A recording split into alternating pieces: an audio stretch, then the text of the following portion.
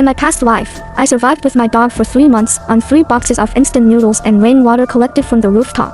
But when we finally ran out of supplies, I jumped off the rooftop with my dog in my arms. In the blink of an eye, I found myself back in time, 30 days before the apocalypse. People often experience a sensation of falling in their sleep, with scientists offering various explanations, but the most popular theory is that the brain is testing if you're still alive. I woke up from a sudden feeling of falling. The dusky sunlight streamed through the floor-to-ceiling windows into the living room. On TV, a popular historical romance drama was playing. My dog, Ding Ding, was lying by the window, playing with a ball, its fur glowing softly in the golden sunlight, nothing like the rough and dull appearance I remembered. Others might attribute that falling sensation to a dream, low blood sugar, or poor circulation, but not me. I had really jumped off a building, on the rooftop of the 18th floor. It got me held my equally gaunt dog. Below, I could hear the low growls of zombies. I stood on the edge of the rooftop, feeling the piercing cold wind of late autumn on my face. Ding Ding shivered in my arms. This autumn was colder than any other. During the fall, time seemed to stretch infinitely. There were no memories flashing before my eyes. I only felt the sharp wind cutting my face like a knife, Ding Ding's soft whimpers, and the increasingly pungent smell and growling noises getting closer. There was no sound of my skull shattering or my brain splattering. After the fall, I woke up on my sofa. There was no blackout, no water cut off, no zombies. The human world was as bustling and lively as ever. When Ding Ding saw me awake, it nudged a toy ball toward me, wanting me to play with it. I looked at Ding Ding, who I had raised to be strong and sleek, with shiny fur and bright eyes still as lively as ever. I remembered how it had later become emaciated, its fur matted, its eyes cloudy. I couldn't hold back my tears any longer. Ding Ding, seeing me like this, leaned in to comfort me. I hugged it tightly and continued to cry. Ding Ding had been a gift from my parents for my 18th birthday, along with an apartment in Linchuan City.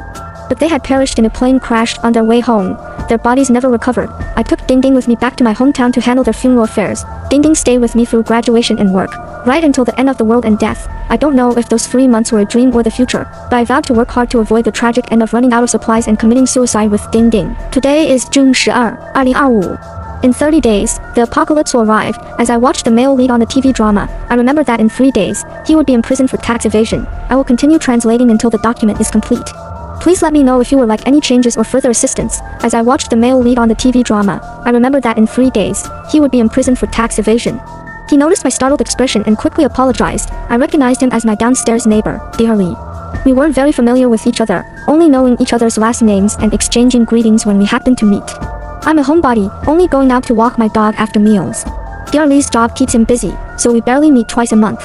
My knowledge of his last name and occupation was all thanks to the elderly ladies in the neighborhood who were well versed in everyone's business. He's a good man. In my previous life, I had fallen ill from hunger and fear and knocked on his door for medicine. Not only did he give me the medicine, but he also gave me a bottle of water and a piece of bread. Later, when food became scarce, he asked if I wanted to join him in scavenging for supplies in the building. By that time, there were only a few survivors left in the building, and I, afraid of dying, didn't go. After that, I never heard from him again. He might have been killed by zombies or found a better shelter and never returned. Sorry, Miss Lu, I didn't mean to scare you, Dearly apologized, slightly embarrassed. He had good intentions but ended up causing trouble. I replied, it's okay.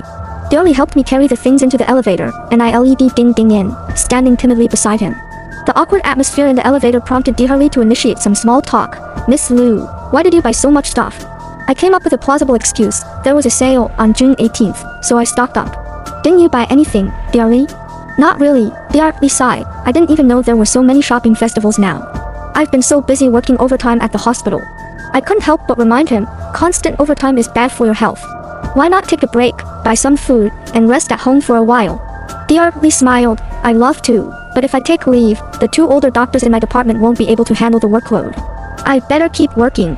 A few words later, we reached the 18th floor. Dearly helped me carry the things into my home and then took the elevator back down. I also bought a huge amount of ice cream, with various flavors.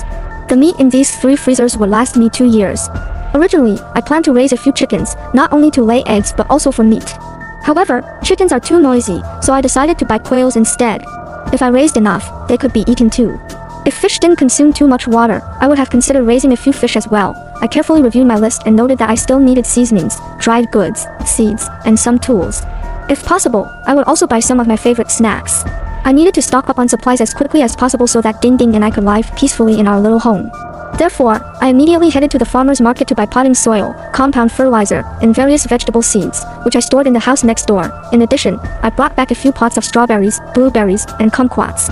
Worried that Ding Ding might ruin them, I placed them in the adjacent house as well.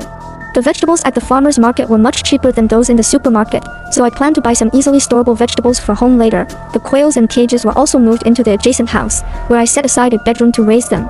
However, just having quails wasn't enough. I needed to buy a large amount of feed to ensure their survival. But it was getting late, so I decided to do that tomorrow. This time, instead of going to the supermarket, I went to a wholesale market for seasonings. I bought a large quantity of soy sauce, aged vinegar, fragrant vinegar, brown sugar, white sugar, rock sugar, chili peppers, Sichuan peppercorns, black pepper, and star anise. I also picked up half a box of various hot pot bases and rice noodle seasonings. I got 30 pounds of vermicelli and rice noodles as staple foods, 20 packages each of seaweed, dried shrimp, kelp, and wakame, a box each of dried white fungus, black fungus, dried radish, dried bamboo shoots, and dried shiitake mushrooms, and 30 pounds each of red dates, longans, lotus seeds, peanuts, and sunflower seeds. I even bought some more expensive seafood items, such as dried scallops, clam meat, salted fish, and dried abalone. Ding Ding was very happy, playing ball with a golden retriever. The two dogs were joyfully chasing each other. I didn't idle either. I placed orders on my phone for various movie and novel resources, asking the shopkeepers to download them onto external hard drives. I also bought a large number of books in bulk at this point. I didn't care whether they were pirated or not. Saving money was the priority. I even got many video courses, such as cooking, planting, and rice transplanting. I placed large orders for medical supplies too, like medical alcohol, gauze, iodine, band-aids, and Yunnan Baiyao. In the evening, I contacted the water delivery company to order 50 barrels of water. The courier packages I previously ordered also started arriving. Since our community has parcel lockers, I had to carry each box into the elevator myself. I didn't realize I had bought so much until I made several trips back and forth. Fortunately, Ding Ding stayed by the elevator to watch over the items. "Miss Lu, you've bought so much. Let me help you carry them." Suddenly, someone spoke next to me, startling me. My body tensed up nervously. He quickly apologized upon seeing my reaction. I recognized him. He was my downstairs neighbor, surnamed Li, and a doctor. We weren't familiar with each other, only knowing each other's surnames. Occasionally, we would greet each other when we met, but that was the extent of our relationship. I was a homebody who usually only went out to walk the dog after meals. Doctors are generally busy, so we hardly saw each other. Maybe twice a month. Knowing his surname and occupation was thanks to the gossiping grandmothers in the community. He was a good person. In my past life, I fell seriously ill due to hunger and fright. I knocked on his door for medicine, and he not only gave me medicine but also a bottle of water and a piece of bread. Later, when food became scarce, he asked if I wanted to search the building for supplies together. At that time, there were hardly any survivors left in the building, but I was too scared to go. After that, I never heard from him again. He might have been bitten by zombies or found a safer place and never returned. "Sorry, Miss Lu, I didn't mean to scare you." Dearly quickly apologized when he noticed that he had startled me. I knew him. He was my neighbor living just one floor below, a doctor by profession. We weren't particularly close, just the kind of neighbors who would greet each other in passing. Being a bit of a homebody, I rarely went out except to walk my dog after meals. Dearly, on the other hand, was always busy, probably due to his demanding job at the hospital. We rarely crossed paths, perhaps only once or twice a month. I knew his name and occupation mainly from the neighborhood's well-informed elder ladies. Dr. Li was a good person. In my previous life, when I had fallen ill from hunger and fright, I had gone to his door seeking medicine. Not only did he give me the medicine I needed, but he also handed me a bottle of water and a piece of bread. Later, as food became even scarcer, he asked if I wanted to join him in searching for supplies within the building. By then, there were barely any survivors left in the entire building, and I was too scared to go. After that, I lost track of him. Perhaps he was bitten by zombies or found a safer place to live and never returned. "Sorry, Miss Lu, I didn't mean to scare you," Dr. Li said, looking a bit embarrassed, clearly upset that his good intentions had caused some trouble. "It's fine." I replied. Dr. Li helped me carry my things into the elevator. I held onto Ding Ding's leash and stood somewhat nervously next to him. The elevator ride was awkwardly silent, so Dr. Li tried to strike up a conversation. "Miss Lu, why did you buy so many things?" I came up with a plausible excuse. "Well, there were discounts for June 18th, so I stocked up a bit." "Didn't you buy anything, Dr. Li?" "Not at all." Dr. Li sighed. "I didn't even know there were so many shopping festivals these days. I've been so busy with overtime at the hospital, it's exhausting." I couldn't help but remind him, working too much isn't good for your health. Maybe you should take some time off, buy some food, and rest at home for a while. Dr. Li smiled. "I wish I could, but if I take time off, the two older doctors in my department won't be able to handle the workload. I should just keep working." Within a few words, we reached the 18th floor. Dr. Li helped me move all the items into my apartment before heading back down in the elevator. I was afraid that if I left any trace, it would bring disaster upon me, so I didn't want to help anyone.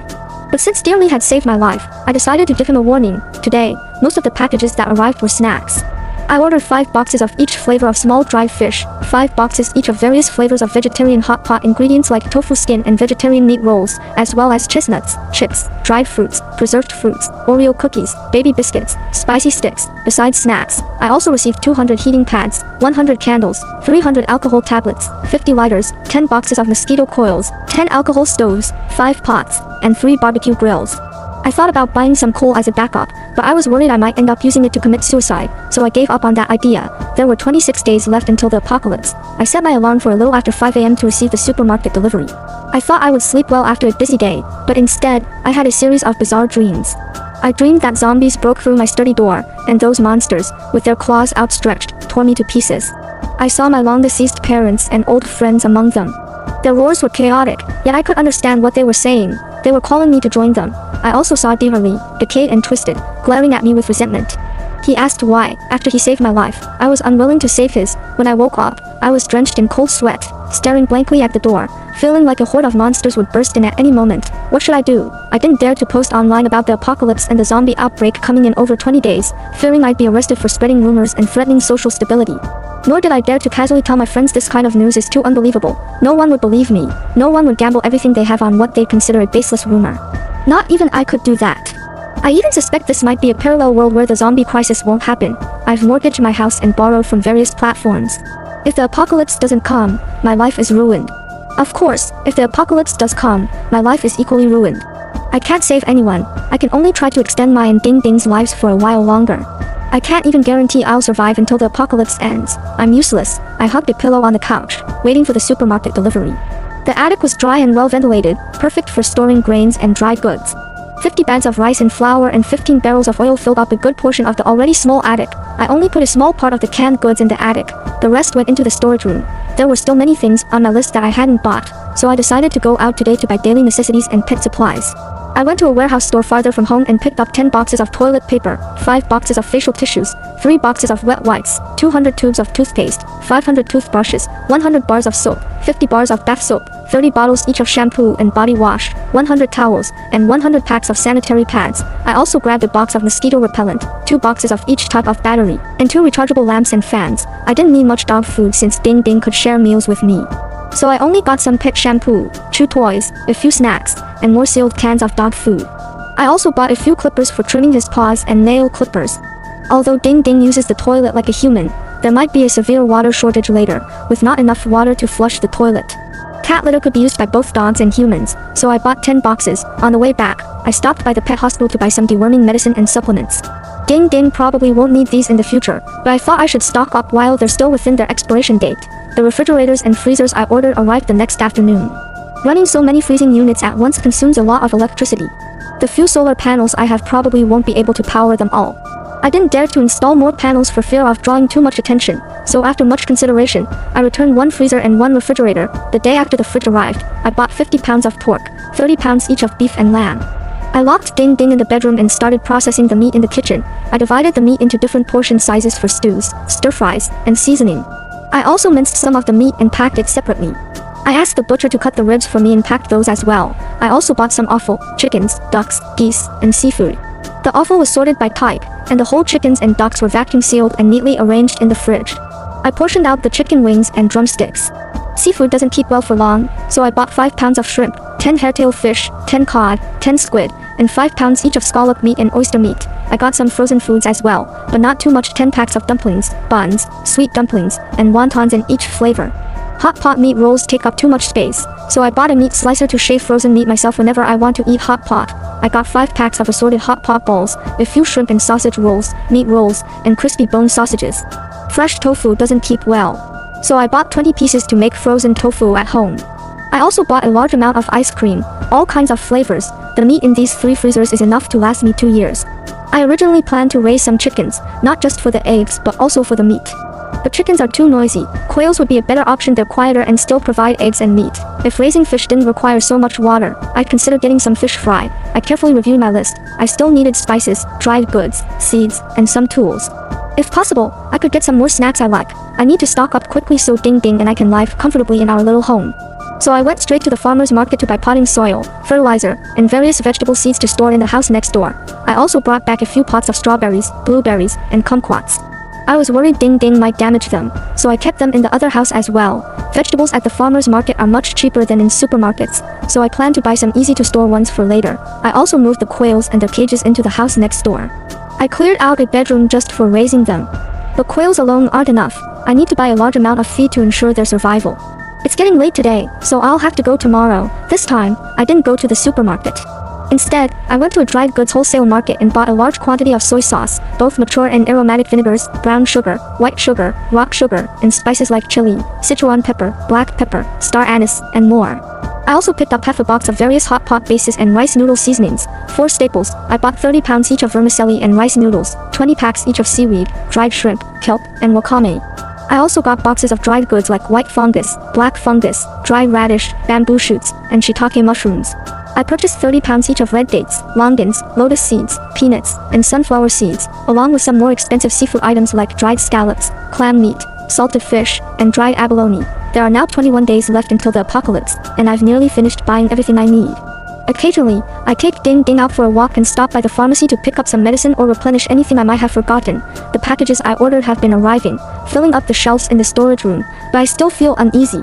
Will all these supplies really be enough to keep Ding Ding and me alive? With only 3 days left until the apocalypse, I went to the farmer's market and bought a bag of potatoes, half a bag of cabbage, half a bag of pumpkins, a bunch of green onions, and some chili peppers, onions, and cauliflower. I then took Ding Ding to the pet store for one last grooming session, and I also went to the salon to cut off my long hair. It was too difficult to manage and wasted too much water. For these last 3 days, Ding Ding and I didn't leave the house. We relied on takeout to get by. On the second to last day, I ordered a lot of perishable items from Meituan, like mushrooms, leafy greens, fruits, yogurt, fresh milk, and some of my favorite snacks like milk tea and braised food. After the deliveries arrived, I locked the emergency exit door to the 18th floor and filled 5 water barrels. I later ordered 50 more barrels of water. With the mineral water and drinks I bought, we should have enough water to last for a while. On the last day, I followed a video tutorial and steamed a batch of buns.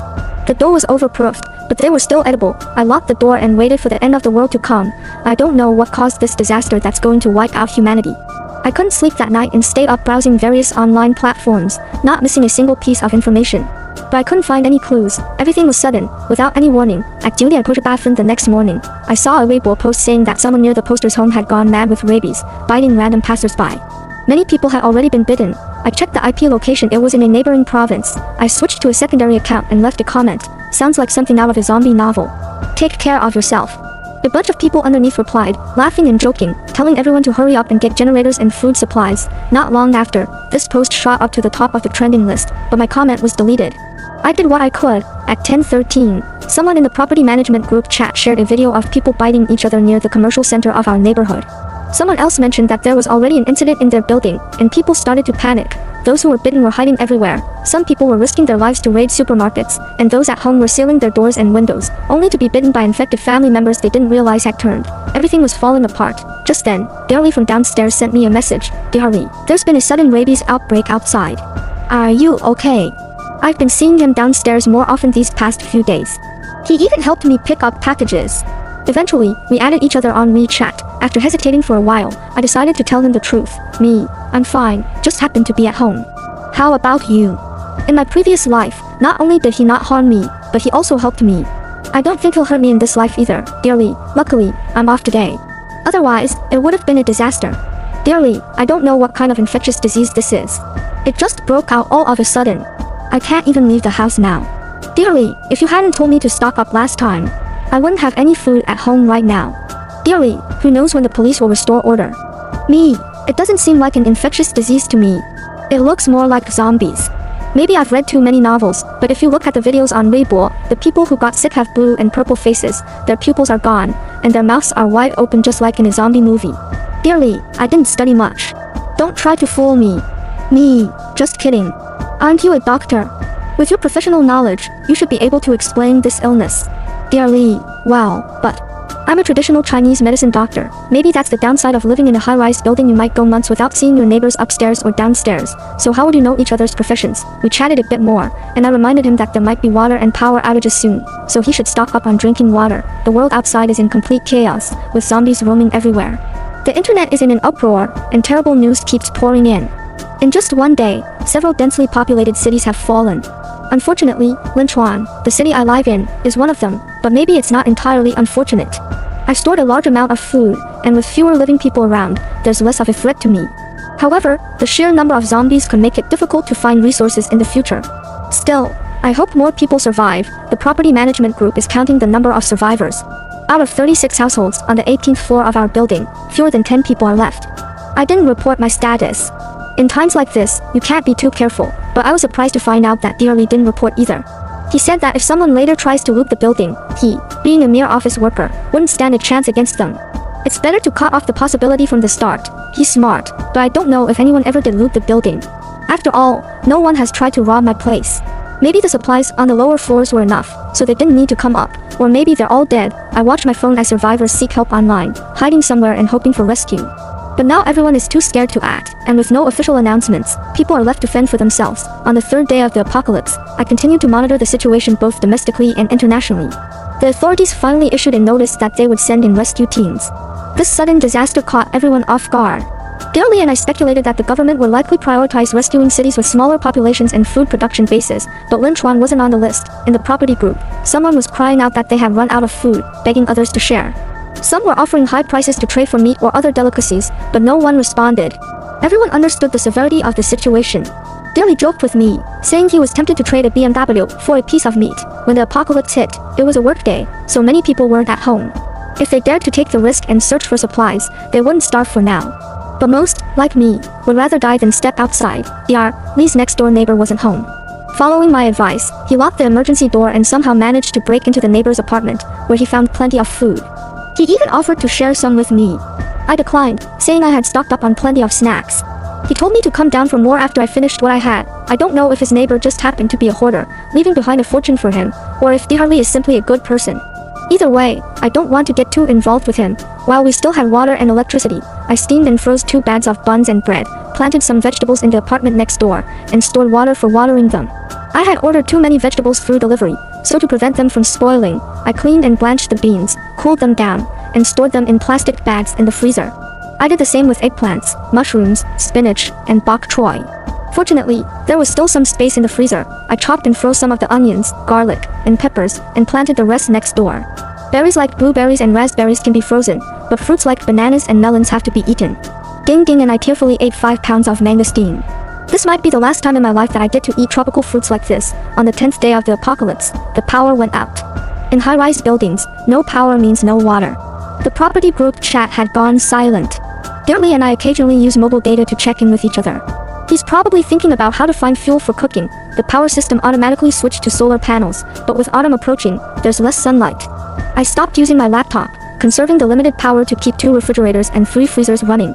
For cooking, I used alcohol burners to prepare simple meals. When winter comes, I'll be able to move the contents of the refrigerators to the rooftop and finally unplug them. While there's still internet access, I've been organizing information about the situation worldwide. A certain island nation has already fallen, and a populous country to the southwest of China lost control of the outbreak long ago due to its dense population, just like Lin Chuan. It's no longer a priority for rescue. Xinhao Day Sun of the apocalypse. The city signal was cut off. Xinhao. WeChat stopped working, so I lost contact with Dearly. I tried turning on the radio, tuning it to a random frequency, but there was only silence. The radio just sat there, and every time the batteries were about to die, I replaced them. It wasn't until years later, in the countryside, that I heard news of a safe zone being established in northeastern China. With nothing to do, I spent my days exercising at home, following videos to stay in shape and avoid getting too lazy. Of course, to save power, I watched the videos until I learned the routines, then turned off the tablet and continue on my own. Days passed, and my routine didn't change much.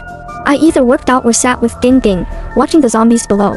Some of them had lost limbs, others had gaping wounds, some wore security uniforms, and others were dressed in pretty skirts. I imagined that one must have had beautiful makeup when she was alive. Among the zombie horde, I recognized a familiar face, the mother of a child from our building. She lived on the 11th floor, and we used to greet each other when we met. I wondered where her child was. Ding Ding had been feeling down lately. It hadn't gone for a walk in a long time, and it was starting to show. But it seemed to understand that the world outside had changed. It just stared out the window, sad but quiet, without causing any fuss. I knew I had to wait a little longer, wait for more people in the community to leave or die before I could take Ding Ding up to the rooftop for some fresh air. The apocalypse had only just begun, and a woman with a dog would draw too much attention. Though the few water barrels on my rooftop were already pretty noticeable, I watched people break down and jump to their deaths, while others fought their way out with machetes. It was eye-opening to see that, when faced with a desperate situation, Some people chose death to escape, while others fought for survival. Neighbors helped each other, husbands protected their wives and children as they fled from hell. Humanity wasn't as dark as I had once imagined. Why wasn't I braver back then? Something tapped against the glass of my living room window. I went over and saw someone throwing pebbles at it from below. But I live on the 18th floor, peering down. I spotted a shadowy figure moving suspiciously below. Because my windows were covered with one-way film, he couldn't see me. The apartment below, 1701, was Dr. Lee's. I cracked the window open and told him I knew he was there. He leaned out and gave me a grin, asking me to toss down a rope. I found a piece of twine and threw one end down to him. He tugged on it a few times, and when I pulled it back up, there was a bad tie to the end.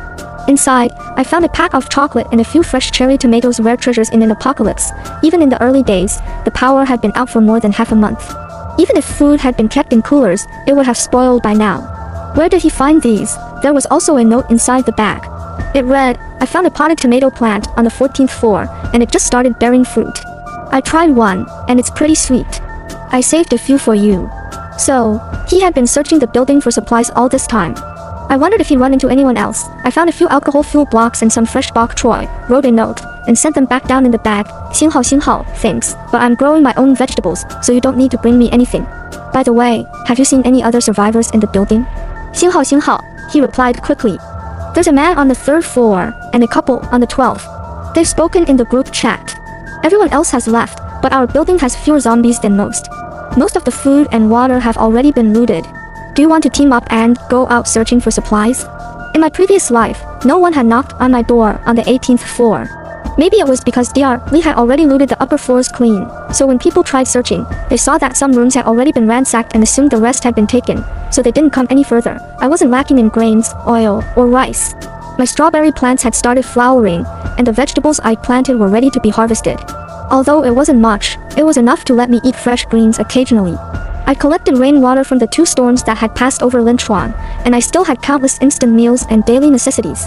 There was no need to risk going outside. Deep down, I knew I should be braver and toughen myself up, but I just couldn't do it. I didn't want to face the outside world. I declined Dr. Lee's offer to team up. He thanked me for the alcohol blocks and vegetables, and after that, I didn't hear from him again. Dr. Lee truly is a kind person. Even though I turned down his invitation, he continued to bring me supplies, sometimes food, sometimes daily necessities. Once, he even gave me a large pack of sanitary pads, explaining that the woman on the 12th floor had taken most of them, and these were the ones he had secretly set aside for me. I was grateful that, even in such a dire situation, he still thought of me, even though I didn't really need the things he brought. As a gesture of thanks, I would give him some of the fresh vegetables I had grown and even gifted him a packet of seeds. Dr. Lee told me that the man on the 3rd floor and the couple on the 12th floor planned to team up and explore other buildings. They had observed that a certain building had fewer zombies and wanted to try their luck there. He also shared some insights about the zombies, which aligned with many of the novels I had read. Their weakness was the head. You could destroy their brain by thrusting something through their eye sockets or simply decapitating them. Typically, highly contagious viruses have a low fatality rate, and those with a high fatality rate kill the host before they can spread widely. But the zombie virus was different. It was highly contagious and rapidly fatal. Within 2 minutes of being infected, a person would transform. Once transformed, they gained an acute sense of smell, moved quickly, and attacked any living thing, transmitting the virus through bites that broke the skin. Dr. Lee explained that when they went out, they had to cover themselves completely, masking any scent or sound that might attract zombies. After prying open a door, they would use ropes to hold back the zombies while one of them decapitated the creatures. I recalled that in my previous life, Dr. Lee never returned after going out. I wanted to warn him not to go, but if he didn't join the others, they would surely grow suspicious. After much consideration, I decided not to say anything and instead gave him some protective gear. They climbed out of the stairwell window, used a window breaker to enter the adjacent building, and made several trips back and forth to haul supplies. They managed to gather enough food to last over 2 months. However, that building had more zombies than anticipated, and the husband from the 12th floor was caught and turned. The small group quickly fell apart, and the wife from the 12th floor refused to travel with the 2 remaining men, fearing they might have ulterior motives. As it turned out, the man from the 3rd floor did indeed suggest to Dr. Lee that they get rid of the 12th floor wife. When Dr. Lee refused, the man didn't push the issue. After all, Dr. Lee was a doctor, and in any situation, a doctor's skills are invaluable. Living in the same building, who knows when they might need his help. I took this opportunity to invite Dr. Lee to move in with me on the 18th floor. After observing him for over a month, I realized that if he had any ill intentions toward me, a woman with ample supplies, I would have been killed long ago. Having a man in the house added an extra layer of security, much like how the wife on the 12th floor became a target the moment her husband died. If a man decided to kill a woman, she would have little chance to defend herself. I instructed dearly to lock down the safety doors on the 14th to 17th floors, securing each one and locking any doors that had already been opened. This was to prevent anyone from breaking the glass and infiltrating our safe haven. When Dearly arrived at my place with all his belongings, a few boxes of medicine, half a case of bottled water, a few packets of instant noodles, some bread, various daily necessities, and a potted tomato plant, he was speechless when he saw my living room overflowing with supplies. He finally understood why I hadn't ventured outside. If he had as much as I did, he said, he wouldn't set foot outside either. I showed him the quail, fruits, and vegetables I had growing in the neighboring apartment. He stood there for a while, staring at the trembling quail with wide eyes, as if trying to figure out what he was seeing. To welcome my new roommate, I made hot pot for dinner. The outer pot was spicy, and inside was a small pot of clear broth. I sliced up some frozen beef and lamb into rolls, added frozen shrimp, meatballs, and tofu, and soaked a roll of dried kelp. The mushrooms, though not as fresh as before, would do. I also had a newspaper-wrapped cabbage, a handful of fresh cilantro from the garden, and some sprout-free potatoes, the only fresh vegetables we had. As we enjoyed our meal, we swirled a piece of lamb in the broth. Saying he would never have imagined that having hot pot would become a luxury just a month ago, I sipped my jasmine tea in silence, cooking a few pieces of meat for Ding Ding in the clear broth. Dearly continued chatting away until he noticed my quietness. He suddenly slapped his forehead, as if realizing something. I looked at him curiously, wondering if he was already tipsy after just 2 beers. He extended his hand across the hot pot, now slightly damp from the steam. I never properly introduced myself. I'm Li Chuanqing, 31 years old, and before the apocalypse, I was a doctor at Linchuan City Hospital. I reached out and shook his hand. I'm Lu Ruoyan, 25 years old, and before the apocalypse, I was a full-time novelist. We're teammates now, he said, raising his glass. Let's work together to carve out our own safe haven in this world. Our glasses, one filled with jasmine tea, the other with beer, clinked together, spilling a little into the boiling pot. Ding Ding munched on the meat I had prepared for him, while outside the blackout curtains, the world had lost all order. Inside, the lights were bright, and for a moment, it felt like a small piece of normalcy had returned. Under Li Chuanqing's guidance, I started discussing my plans for the apocalypse, telling him that, unless there was a special reason, I had no intention of leaving here. Li Chuanqing took a sip of his beer, looked me up and down, and said something unrelated to the topic. You're a city kid, aren't you? I was taken aback. Yes, I grew up in Changning City. Your plan sounds good. Your supplies can indeed support you without leaving this place for many years. But, Shuyan, have you thought about what will happen once your rice and flour run out? The soil you've stocked up can only support the growth of various vegetables. If you use it all for growing potatoes, not only will we not have enough food for the 2 of us and the dog, but even you alone won't be able to eat for more than a few months. I was stunned. I hadn't considered these issues. Li Chuanqing didn't mind my blank expression and continued to shatter my illusions. Also, you've stored a lot of water. If you use it sparingly, it can last a long time. However, it will freeze in the winter if you don't use it up by fall, and if you save it until spring, it might spoil. Your water will run out faster than your rice and flour, and for the vegetables, planting them in the next room is a good idea, and you've bought a lot of fertilizer. But with winter coming, without air conditioning or heating, the vegetables will freeze to death. We'll need to find ways to survive the harsh winter ourselves.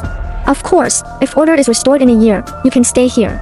But if I'm just saying if the world is still in this terrible state a year from now, we'll need to find a safe place with land and water resources to live. I know a place, he added. My hometown is in the neighboring province. It has rivers and land. The young people have left, but the challenge is how to get out of here. You've stockpiled too many things to move all at once. My car is only a regular 4-seater. We'll need to find a truck or an RV. I nervously took over his point. There are too many zombies in Linchuan City. Without heavy firepower, it's impossible to kill them all. We can't bypass the zombies to find a vehicle, and there might be survivors who see our supplies and, just like what happened from the 3rd to the 12th floor, surviving seems so difficult. Li Chuanqing slicked back his hair, refilled my cup with a drink, and tried to comfort me. Don't be discouraged. Let's get through this winter first and then make preparations. I nodded, picked up my chopsticks to retrieve some wide noodles from the hot pot, dipped them in sauce, and took a bite. They were undercooked. These wide noodles were from a dry goods store, not specifically for hot pot, and they hadn't cooked through even after a long time in the pot. If I were alone, I'd continue cooking them, but I couldn't let Li Chuanqing eat something with my saliva on it. Li Chuanqing noticed my embarrassment. What's wrong? The noodles aren't cooked. You didn't buy hot pot noodles, did you? The kind you bought is meant for stews and needs to be soaked in water beforehand. Just cook them a bit longer in the pot. Don't waste them. I paused and put the noodles I was about to discard back into the pot. Since Li Chuanqing had locked all the safety doors above the 14th floor, no one disturbed us, and our days were relatively peaceful. Li Changqing and I moved some antifreeze supplies to the adjacent room, brought quails and pots with vegetables into our living room, and he used his memory of farming in his hometown to build a small greenhouse for the fruits and vegetables. We also collected a small pile of quail eggs. Our life was busy and fulfilling. We had to observe the zombies downstairs, stay alert for survivors in the building, and analyze the map we downloaded before the internet cut off to determine where the zombies were most concentrated, where we could find the vehicles we needed, and the best routes to take. The weather gradually grew colder, and the solar panels provided less electricity. We were reluctant to use heating pads, so we covered ourselves with thicker blankets. Unknowingly, 3 months had passed since the apocalypse began. In my previous life, Ding Ding and I had survived for 3 months on instant noodles and rainwater. Reflecting on it now, human potential is truly immense. We managed to endure with just that little bit. I took a spoonful of the red date, lotus seed, and tremella soup that Li Changqing had made for me. He always said girls should eat beauty-enhancing foods. Looking out the window, I felt like I was truly alive for the first time. Since my rebirth, something seemed to be wrong with me. I was afraid of zombies, of people, of everything outside the house, and of the possibility of death for myself and Ding Ding. I vaguely realized I had issues and, after confirming that Li Changqing was a trustworthy person, I invited him. I urgently needed a living person for desensitization therapy. Now that the death deadline had passed, I looked at the zombies downstairs and suddenly didn't feel afraid anymore, as if the hand choking my throat had lifted, allowing me to breathe. Li Changqing leaned over the table, writing out a calendar for the next 10 years with his glasses on, looking scholarly.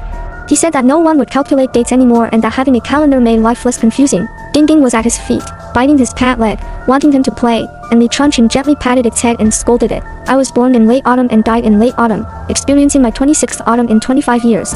Looking at the warm scene of one person and one dog across from me, the cold autumn didn't seem so unbearable anymore. Li Changqing, I called out, let's have hot pot. And let's add those Hawaiian noodles.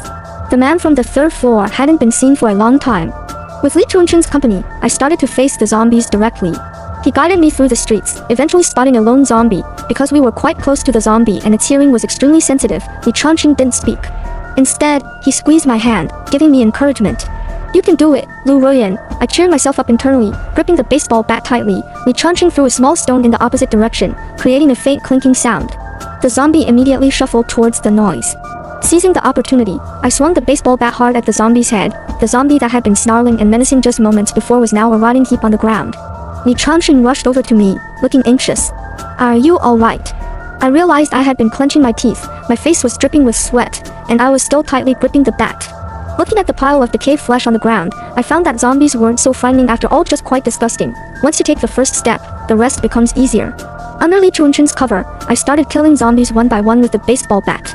Gradually, I moved beyond his protection and was able to act independently. The man from the 3rd floor never showed up.